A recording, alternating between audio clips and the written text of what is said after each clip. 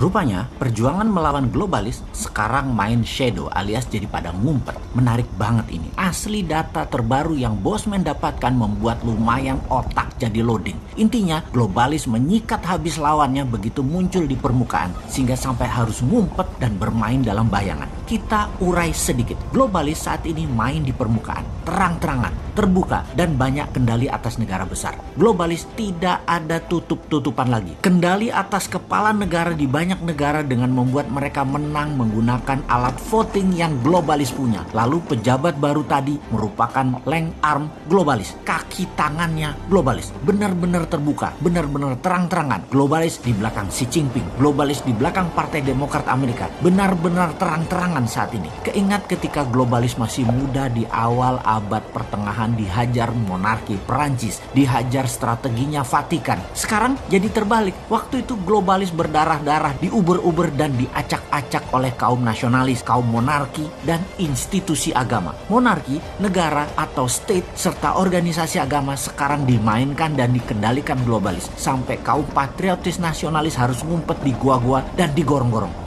Jangan gorong-gorong, beda. Artinya beda. Di gua aja ya. Oke, to make story short, rupanya lawannya globalis membentuk aliansi bernama atau berkode patriotis saat ini. Nah, Bosman jadi kesangkut lagi deh karena mengambil mazhab patriotik nasionalis. Jadi kita dicap anti globalis garis keras yang pada kenyataannya ya memang iya. Maka kita lihat apa yang akan dilakukan oleh kaum patriotis ke depannya. Bagaimana? Ada data analisa intelijen mengatakan untuk globalis mengendalikan dunia, strateginya adalah membawa harga minyak yang saat ini $64 per barel ke arah $100 lagi. Duar, ini strategi perang baru. Ini namanya perang energi. Masih too early atau terlalu cepat si Bosman ini informasinya. Tetapi kebiasaan sebagai orang yang melihat sesuatu dari threat analysis, maka yang jauh sudah dianalisa dan diantisipasi walaupun jauh kemungkinannya terjadi atau kemungkinannya masih lama. Apa yang akan terjadi kalau minyak $100 per barel? Ini akan membuat banyak negara semakin tergantung globalis. Sehubungan dengan itu, komoditi lain ikut naik harganya. Dan kalau Indonesia pinter,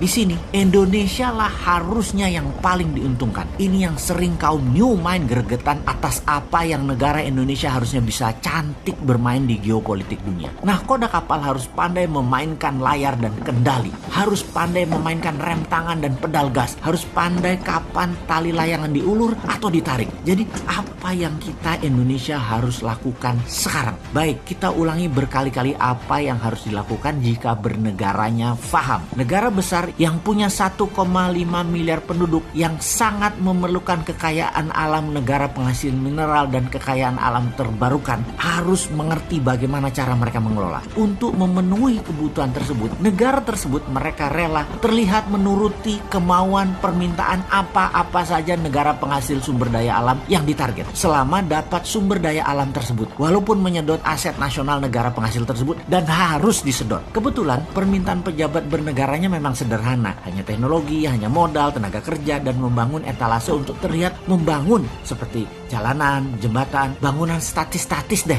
yang kalau nggak dipakai ya rugi bandar dan mereka nggak peduli. Pokoknya mereka bangun aja permintaan yang terlihat keren tadi. Kalau permintaannya lebih elegan dan pintar, misalnya mintanya yang dinamis, yang bergerak. Misalnya, ya kamu dapat sumber alam Indonesia, tetapi masuk perairan Indonesia, kapal-kapal kamu bayar asuransi. Pasti nggak bakal disetujui permintaan tersebut. Atau kami Indonesia, kalau beli barang dari negara kamu pakai rupiah ya, nggak pakai uang negara kamu. Nah itu baru NKRI garis lurus pejabatnya. Tapi sudahlah, mereka sedang menikmati enaknya jabatan. Nggak apa-apa juga. Si Sontoloyo ini hanya sirik aja, sudah goblok, nggak paham, nggak punya jabatan. Ya minggir aja deh lu. Untuk itu apa sih ide Mardigunation dalam situasi begini? Yang harus dilakukan adalah setiap gram hasil tambang mineral jadi solid barangnya menjadi underlying rupiah. Kita harus memiliki bursa komoditi spot price. Rupiah emas, rupiah nikel, rupiah osmium, rupiah palladium, rupiah thorium, rupiah koper, rupiah silver, dan lain sebagainya dengan harga bid offer yang diatur oleh mekanisme pasar produsennya di Indonesia. Tidak mengacu harga internasional. Globalis tidak bisa transaksi di bursa lokal Indonesia kecuali barangnya yang dibeli di bursa bursa Indonesia tersebut untuk pabrik manufaktur yang ada di dalam negeri Indonesia. Gak apa-apa pabrik itu milik globalis selama barang Indonesia tadi dijual di Indonesia memenuhi kebutuhan domestik, dan globalis bukan satu-satunya perusahaan manufaktur di Indonesia tentunya untuk itu. Bursa komoditi spot market ini bisa menjadi bursa terbesar di dunia karena bahan baku Indonesia berlimpah. Inilah efek penggentar atau efek tawar komoditi Indonesia yang jadi SWF aslinya, yaitu menggunakan SDA sumber daya alam Indonesia dan